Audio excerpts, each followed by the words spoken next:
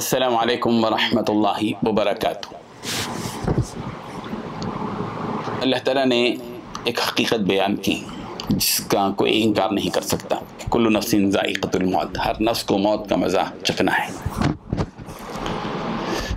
بعض لوگوں کی موت لوگوں کے لیے، پوری انسانیت کے لیے سبق آموز ہوتی ہے۔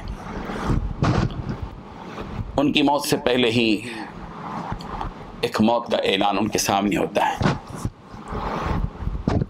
آسٹریلیا کا ایک نوجوان مسلم تاجر، کھرب پتی، جس کی دولت بہت زیادہ، اچانک اس کا رخ پلٹتا ہے۔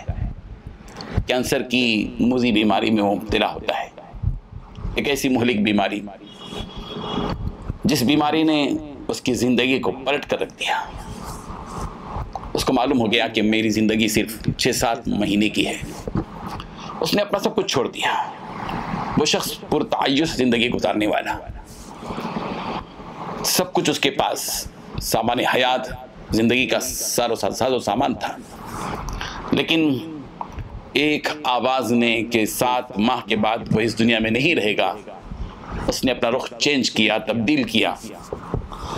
اس نے مسلم ممالک کا دورہ کیا، اپنی دولت کو اس نے خرچ کرنا شروع کیا۔ وہ شخص ہے علی بنات۔ علی بنات اس کی زندگی کے آخری ایام اور اس کی موت ہم سب کے لیے ایک سبق کا ذریعہ ہے، سبق آموز اس کی ایک زندگی ہے، بہت بڑا سبق۔ اس نے افریقی ممالک جہاں لوگ غربت اور فاقے کی زندگی جیتے ہیں، اس افریقہ کے علاقے میں پہنچ کر اس نے ماباقی زندگی گزاری، اور اس نے اپنی ساری دولت، جو کھرب پتی ہے آسٹریلیا کا نوجوان، اس نے ساری دولت غربا میں، محتاجوں میں، تنگ دستوں میں کھانا کھلانے میں، بھوکوں کو کھانا کھلانے میں، کپڑا پہنانے میں، سب میں خرچ کر دیا۔ باقاعدہ اس نے ایک چیریٹی بنائی۔ زندگی کی آخری لمحات میں اس نے ایک پیغام دے کر وہ اس دنیا سے رخصت ہوا کہ جو کچھ میرے پاس تھا میں نے وہ سب کچھ اللہ کی راہ میں دے دیا۔